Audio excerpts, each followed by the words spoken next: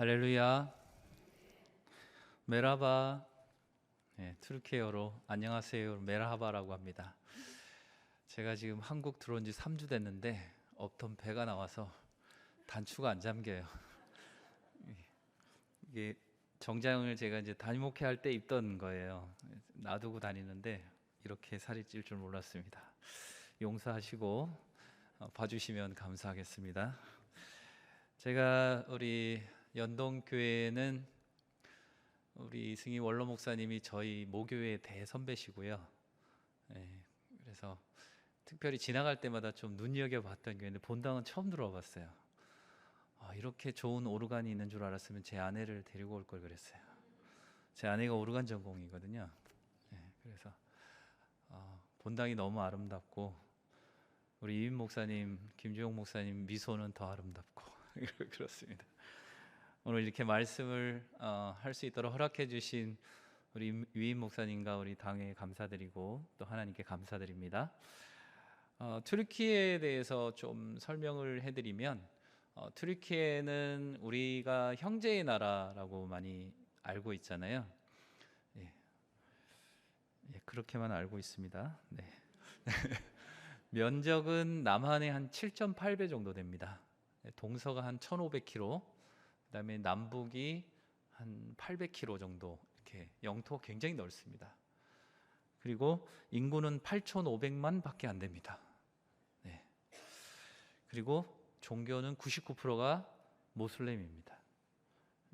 그리고 지리적인 위치는 3%는 유럽 땅에 걸쳐 있고 나머지 97%는 아시아 땅에 걸쳐져 있습니다.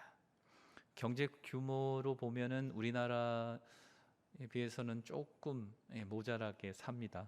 1인당 GDP가 9,000불 정도 됩니다. 이렇게 문화 수준이나 이런 수준은 우리나라 시골로 내려가면 한 60년대, 70년대, 이스탄불 같은 데는 한 90년대, 한 2000년대 초반 이 정도로 보시면 돼요. 그래서 한국에서 벤치마킹을 많이 해갖고 많이 급속도로 발전하고 있는 나라 중에 하나가 튀르키예입니다. 제 사역을 조금 소개를 해드리면요, 저는 서울 동북로에서 파송을 받은 선교사인데 최초로 이제 순례 사역을 전문으로 하는 그런 선교사입니다. 네, 그래서 성지 연구소에서 주로 성지 연구를 하고요. 그 다음에 이렇게 연동교회 같이 성지 순례를 오시면 열심히 안내를 해드리고 또 안내를 하지 않을 때는 계속해서 공부를 하러 다닙니다. 제 머리가 좀 하얗죠. 튀르키예 가서 다 신 겁니다. 이렇게 열심히 공부할 줄 몰랐습니다. 저는 공부하는 거 별로 안 좋아하는데 튀르키예 가서 공부를 정말 열심히 해야 되는 그런 상황이더라고요. 그래서 성지에 대해서 연구를 하고 제 아내는 한글 사역을 합니다. 그래서 요즘 한류 때문에 한글의 열풍이 불어갖고 이스탄불에 있는 고등학교에서 26개 학교가 제2 외국어가 한국어예요.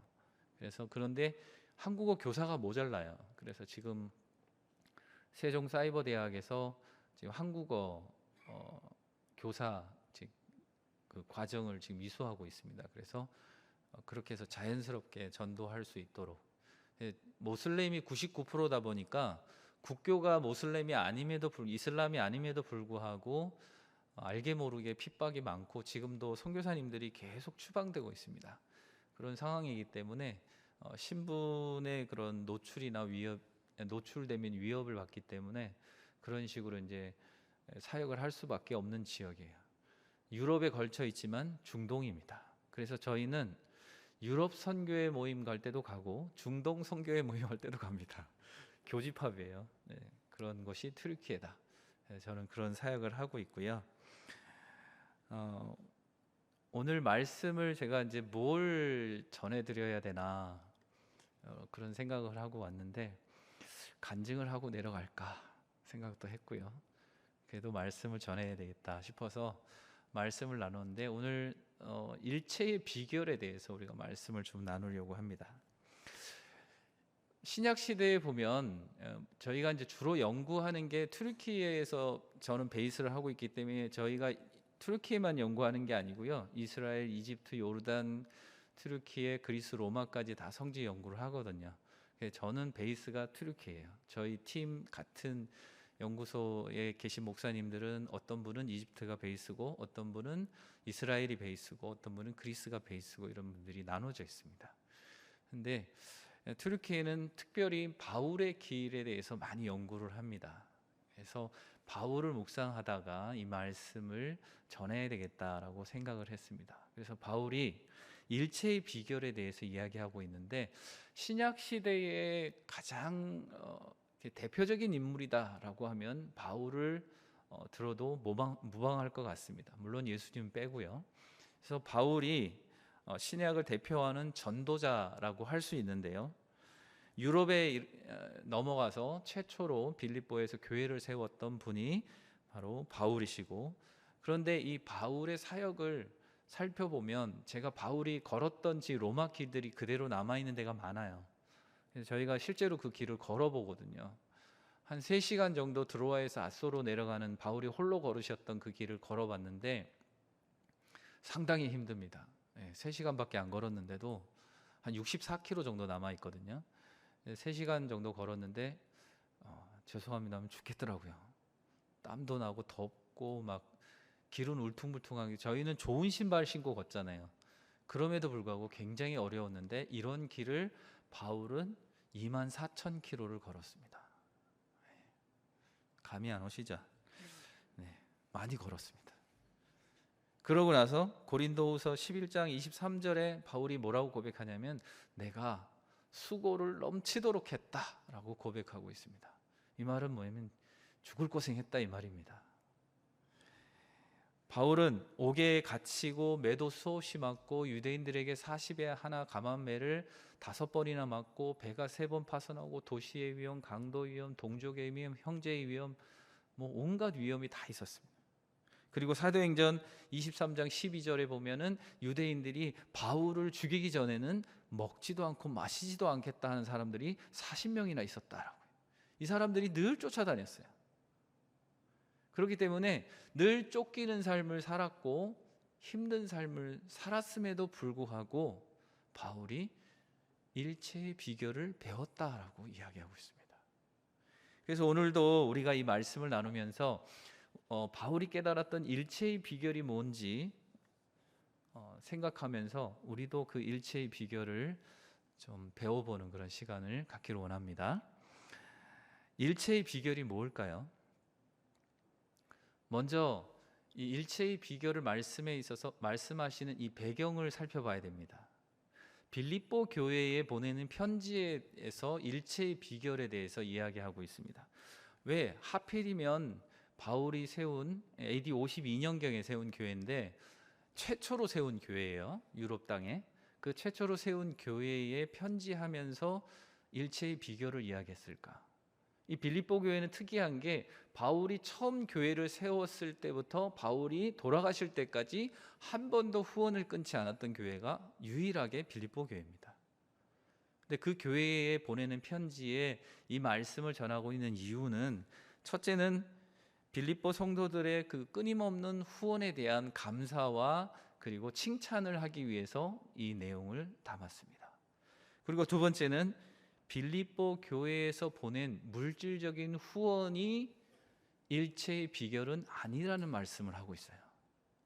물론 도움은 됐겠지만은 너희들이 보낸 후원금으로 인해서 내가 일체의 비결을 배운 건 아니라는 거예요. 그러면 좀 빗대어서 이야기하면은 물질이 일체의 비결은 아니라는 거예요. 요즘은 어지간하면 돈으로 다 해결할 수 있잖아요, 그죠? 근데 돈으로 해결할 수 없는 문제들도 상당히 많이 있습니다. 저희 집에 외계인이 하나 있어요. 13살 먹은. 돈으로 해결이 안 돼요. 인간의 말을 안 들어요. 그래서 포기하고 있습니다. 마마무하고만 통화를 해요. 마마무하고만 교통을 합니다. 그래서 너무 경직돼서 보시는 것 같아서 그러니까 우리가 물질로 뭔가를 다 해결할 수 있을 것 같지만은 그게 일체의 비결이 아니라는 거예요. 그리고 세 번째는 뭐냐면은 너희들이 후원한 물질에 대한 보답은 하나님이 하신다. 하나님이 향기로운 예물로 받으셨다. 그리고 하나님이 거기에 대해서 채워주실 것이다 라는 이야기를 하고 있는 겁니다. 이처럼 바울이 굳이 빌립보 교회에서 일체의 비결을 선포하고 있는 것은 일체의 비결에는 이 물질이 일부 결과는 나타나긴 하지만은 그 비결 자체는 아니라는 것을 말씀하고 있는 겁니다. 그렇다면 바울 사도가 말씀하시는 일체의 비결이 무엇일까요? 우리 13절 말씀 같이 한번 읽어보겠습니다. 13절 말씀 시작. 내게 능력 주시는 자 안에서 내가 모든 것을 할 수 있느니라. 내게 능력 주시는 자 안에서 내가 모든 것을 할 수 있느니라. 이 말씀의 방점이 어디에 찍혀 있다고 보십니까? 대부분 능력에 방점을 찍어요. 하나님이 능력을 주시니까 내가 그걸 이길 수 있다라고 생각을 해요. 그런데 하나님이 능력을 주신 사람들도 그 고난과 고통을 못 이긴 적이 많이 있습니다. 그럼 우리가 여기서 방점을 어디다 찍어야 되냐면은 능력 주시는 자 안에 있는 것에다 방점을 찍어야 되는 거예요. 결론적으로 말씀드리면은 바울이 깨달았던 일체의 비결은 뭐냐면 하나님 안에 거하는 것. 앞에서도 말씀드렸듯이 바울은 말도 못할 고난과 핍박을 받았습니다. 그러나 바울은 자신이 복음 전도자로서 온전히 서고 하나님의 거룩한 명령에 순종하기 위해서 그 온갖 고난과 핍박을 묵묵히 견디고 또 견뎠습니다. 바울이 무슨 어벤져스처럼 초능력이 있어서 그걸 견딜 수 있었을까요? 그렇지 않습니다. 바울은 자신이 받는 핍박과 고난 가운데 함께 하시는 하나님을 봤어요. 나를 붙잡고 계시는 하나님을 만난 거예요. 그렇기 때문에 바울이 그 모진 고난과 핍박을 견딜 수 있었던 것입니다. 아, 내가 하나님 안에 거하고 있구나. 이것이 바울이 깨달았던 일체의 비결이에요. 사랑하는 성도 여러분, 바울에게 능력 주셨던 자가 누굽니까? 하나님 아버지시잖아요. 예수 그리스도시고 성령님이세요. 지금도 우리를 권능으로 인도하시고 보호하시는 분은 성령 하나님이신 줄 믿으시기 바랍니다. 바울은 수많은 핍박과 고난 가운데 자신과 함께 하시는 하나님을 보았습니다. 우리가 육신의 눈으로 하나님의 형상을 볼 수 없습니다. 그러나 하나님이 일으키시는 기적은 볼 수 있어요. 하나님이 일으키시는 현상은 볼 수 있어요. 여러분 해 뜨는 거 보시잖아요. 별거 아닌 것 같죠? 제가 오늘 건강검진을 하고 왔어요. 선교사들이 한국 들어오면 제일 먼저 하는 건강검진이에요. 여러분 아침에 화장실 다녀오셨죠? 여러분 기적을 이루신 겁니다. 이게 기적이에요. 하나님이 하시는 일이에요. 하나님의 형상은 볼 수 없지만 바울이 그 고난 가운데 함께 하시는 하나님의 능력, 일으키시는 기적은 자기 눈으로 봤을 거예요. 자기도 놀랬을 거예요. 자기가 쓰던 손수건을 갖다가 던졌는데 사람이 병이 나요. 사람이 살아나요. 그 현상을 보면서 아, 하나님이 나와 함께 하시는구나 라는 것을 깨달았다는 겁니다. 사랑하는 성도 여러분, 지금 이 자리에 여러 가지 일로 힘들고 어려운 분이 계시다면은 능력 주시는 하나님 안에 거하시기 바랍니다. 그러면은 세 번째로 하나님 안에 거한다는 것이 무엇일까요? 저는 이 말씀을 묵상하면서 세 분을 생각해 봤어요. 첫 번째는 모세를 생각해 봤습니다. 모세가 이제 수백만 명의 이스라엘 백성들을 이끌고 홍해 앞에 딱 섰는데 홍해가 있어요. 건널 수 없어요. 뒤에는 애굽의 정예병이 쫓아오고 있습니다. 그 순간에 모세는 무슨 생각을 했을까? 모세는 어디 있었을까? 그 영이 어디 있었을까요?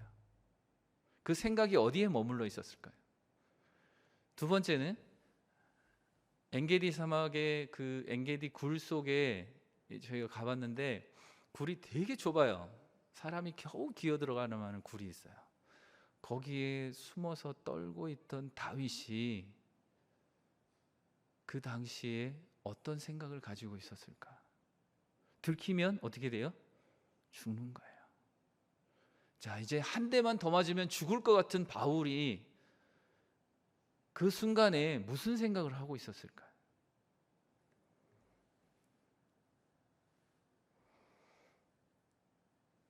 과연 그들은 그 순간에 하나님 품 안에 있었을까? 그리고 이 인류가 겪어보지 못했던 그 고난을 여러분 겪으셨잖아요. 그 순간에 여러분 어디 계셨어요? 무슨 생각하고 계셨어요? 그리고 나는 고난의 순간에 무엇을 생각하며 또 무슨 기도의 제목을 가지고 그 고난의 순간을 지날 수 있었던가 생각해 봤어요. 여러분, 이렇게 제가 말씀드리지만 저 코로나 기간 동안 죽는 줄 알았습니다. 이제 간증하고 내려갈 거예요. 목사님이 넉넉히 설교하셔도 됩니다 라고 말씀을 하셨지만, 저는 여기 남양주에 가면 팔당댐 있죠. 그 옆에 보면 봉안교회라는 곳에서 6년 담임 목회를 했어요. 서울 동로에였다가 동북로에로 나뉘었는데, 근데 어릴 때부터 이제 6년 담임 목회를 하다가 이제 교회가 많이 안정이 돼서 어릴 때부터 품고 있었던 선교의 꿈을 안고 튀르키예로 가겠다라고 장로님들께 말씀을 드렸어요. 교회가 난리가 났죠. 이제 장로님들이 안 됩니다, 목사님. 은퇴할 때까지 계셔 주십시오 라고 했는데 저는 가겠습니다. 2달만 성도님들한테 이야기 안 할 테니까 그냥 기도해보고 결정을 번복해달라고 말씀을 하시더라고요. 그래서 제가 2달 동안 열심히 튀르키예에다가 집을 구하고 갈 준비를 했죠. 마지막에 수석 장로님이 목사님 가시려면 저를 사뿐히 지려밟고 가십시오 그러길래 사뿐히 지려밟고 나갔습니다. 동북로에 나이가 있어서 총회 파송은 안 되고 동북로에서 파송을 받는데 당당하게 이야기했어요. 저는 이제 순례 사역도 하고 할 거기 때문에 후원 안 해주셔도 됩니다. 저 자비량으로 갑니다. 딱 가고 5개월 만에 코로나가 터졌어요. 그래 한국은 막 돌아다니셨죠. 제가 8개월 갇혀 있었습니다. 집에 밖에 못 나갔어요. 하루에 2시간만 걸어서 갈 수 있는 슈퍼에 생필품 사러 갈 수 있었어요. 그렇게 8개월 갇혀 있었고 18세 이하 65세 이상은 1년 동안 집 밖으로 못 나갔어요. 깜깜하더라고요. 저는 어떻게 나갔다고요? 자비량으로 나갔잖아요. 일을 전혀 못하는 거예요. 나름대로 인간적인 방법과 계획을 가지고 나갔어요. A안, B안, C안 다 가지고 나갔는데 그런 것들 다 내려놓게 만들더라고요. 뭐 A안, B안, C안 뭐 몇 수백 개를 만들어도 할 수 있는 게 아무것도 없어요. 갇혀 있는데요. 뭘 해요? 사람이요, 막상 어려운 일을 당하면 조금이라도 도움이 될 만한 사람에게 향하게 돼 있어요. 근데 그것조차도 못하게 하더라고요. 제가 이 말씀을 묵상하면서 그 당시에 저는 엉뚱한 곳을 보고 있었구나, 엉뚱한 생각을 하고 있었구나, 인간적인 생각만 하고 있었구나 라는 걸 깨달았어요.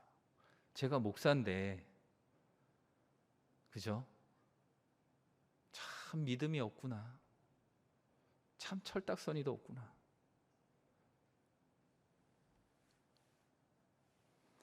저는 하나님이 저를 버리셨나 생각했어요.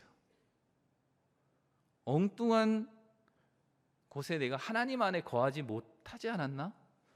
아니면은 하나님 안에 거하고 있으면서 그걸 깨닫지 못한 거야.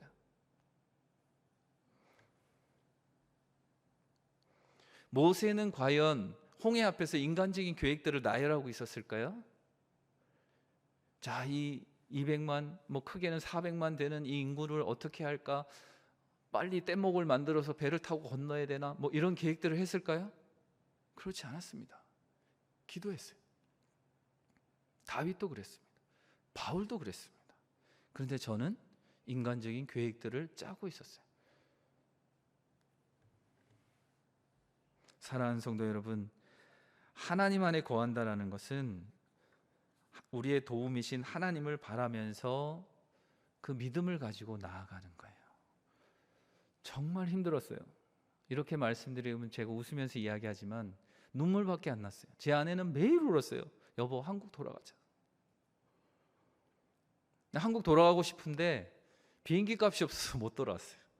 그때 특별기가 1인당 편도 비행기 580만 원이에요. 투르키에서 여기 넘어. 내 식구면은 2천만 원이 넘잖아요.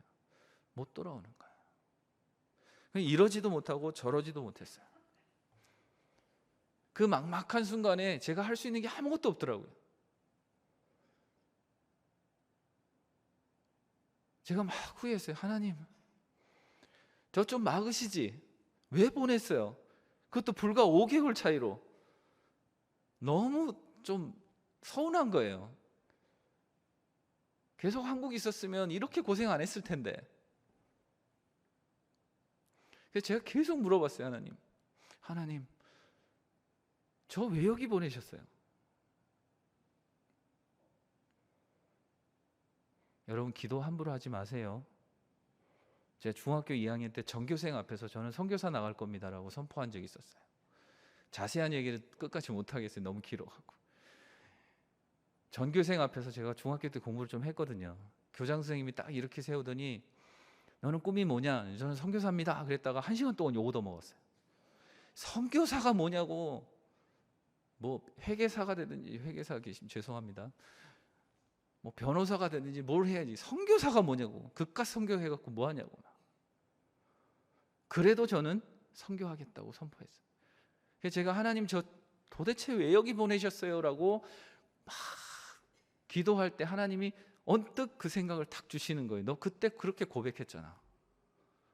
그 기도를 찾으시는 거예요. 여러분, 기도 함부로 하지 마세요. 아멘들 안 하시네. 기도 함부로 하시면 안 됩니다. 그 기도 하나님이 다 찾으세요. 하나님이 이렇게 찾으시는구나. 그래서 그 다음부터는 하나님, 저 여기 왜 보내셨어요? 소리 안 했어요. 그러면서 제가 하나님께 늘 기도했어요. 그럴 때 하나님이 저에게 주신 말씀이 두 가지가 있었어요. 하나는 시편 121편 말씀이에요. 5절부터 제가 읽어드리면, 여호와는 너를 지키시는 이시라.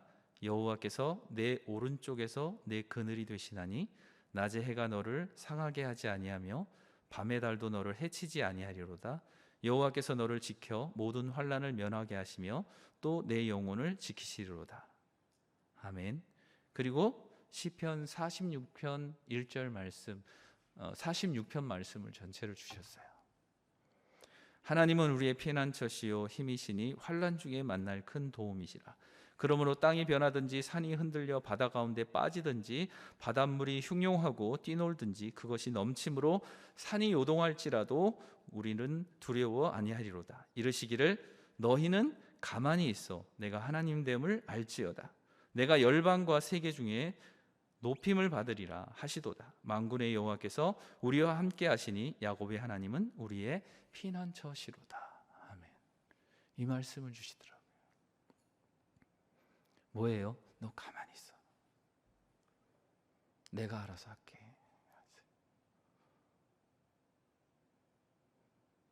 가만히 있어. 그래서 가만히 있었어요. 할 수 있는 게 아무것도 없었어요. 여러분, 정말 힘들면 기도 나와요, 안 나와요? 정말 안 힘들어 보셨구나. 정말 힘들면 기도 나와요, 안 나와요? 안 나오죠? 그게 정상이에요. 이상한 게 아니에요. 내가 믿음이 없나? 정상이에요. 사람이기 때문에. 정말 힘드니까 진짜 기도 안 나오더라고요. 그렇다고 이 말씀을 또 위로를 삼지 마시고요.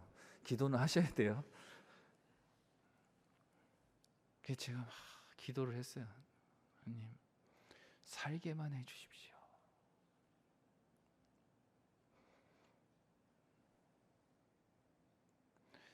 제 아들이 2007년도에 태어났는데 난 지 6일 만에 사형 선고를 받았어요. 항달이 47까지 올라가서 수술을 해도 죽고 안 해도 죽는다 그러더라고요. 근데 그 아이가 태어났을 때에 저희 어머니가 오셔갖고 할렐루야, 우리 집에 목사가 하나 더 났어 막 이러길래 제가 화를 팍 냈어요. 저는 목회하기 싫어서 엄청 도망 다녔거든요. 막 화를 내니까 두고 봐라 이놈아 이러시더라고요. 근데 딱 6일 만에 사형 선고가 돼요. 의사가 나오더니 수술해도 죽고 안 해도 죽으니까 해봅시다 이러더라고요. 그래갖고 제가 제 아내 앞에서 울지는 못하고 화장실에 가서 웅엉웅 울었어요. 그 순간이 되니까 어떤 기도가 나와요? 하나님 살려만 주시면 이 아이 하나님께 드릴 테니까 살려만 주십시오. 근데 진짜 기적이 일어났어요. 교수님이 오시더니 자기 이거 처음 봤대요. 황달이 갑자기 28이 뚝 떨어진 거예요. 그래서 살아났어요. 지금 15살인데 키가 180에 90kg예요. 저보고 그러더라고요. 아빠, 나도 감기 한번 걸려봤으면 좋겠어. 학교 땡땡이 쳐보게. 요번에 와서 한국 와서 코로나 걸렸어요. 그렇게 건강해요. 제가 이 말씀을 왜 드리냐면은 한 2, 3년 전에 너무 힘든 거예요. 그래서 제가 하나님께 기도했어요. 하나님, 저희들은 고생하려고 나왔는데 우리 애들은 학교라도 보내야 되지 않습니까? 학교라도 보내게 해달라고 그렇게 기도했어요. 터키 현지 학교를 보내려고 하니까 터키어를 못한다고 안 받아주는 거예요. 미션 스쿨이 있어요. 선교사 자녀들을 위한 학교를 보내려고 하니까 돈이 없다고 안 받아주는 거예요. 이해 안 되시죠? 저도 이해 안 됐어요. 그러고 그래서 기도를 했어요. 너무 힘들어서 하나님 우리 애들만이라도 살게 해달라. 했더니 하나님께서 저에게 응답을 딱 주셨어요. 뭐라 그러는 줄 아세요? 네 자식이냐? 내 자식이지? 네가 왜 걱정하는데? 이러더라고요. 제가 뒤통수를 맞은 것 같았어요. 해머로. 그 병원에서 화장실에서 하나님께 드렸지 내가. 그 생각이 나는 거예요. 그래서 하나님이 자녀구나. 하나님이 알아서 하시겠구나 생각하고 그 다음부터 걱정을 안 했어요. 아이들에 대해서. 근데 기가 막힌 거는요, 아이들에게 필요한 건 하나님 다 채워주시는 거예요. 와, 셈이 나더라고요.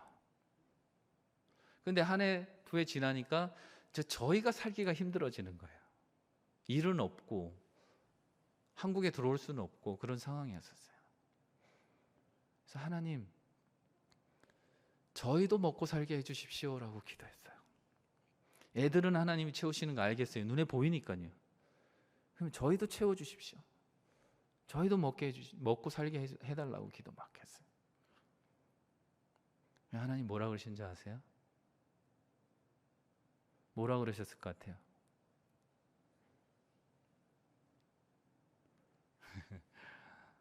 너도 내 자식이다. 그 응답을 딱 듣는데 제가 주저앉아서 막 울었어요. 그렇구나, 내가 하나님의 자녀구나. 제 자식들만 하나님의 자녀인 줄 알았어요. 제가 목사인데 저는 하나님의 자녀라는 걸 깨닫지 못하고 있었어요. 이미 하나님의 자녀지만 인식하지 못하고 있었던 거예요. 엉엉 울었어요. 그리고 하나님이 채워주시기 시작하는 거예요. 너는 가만히 있어. 내가 알아서 할 테니까.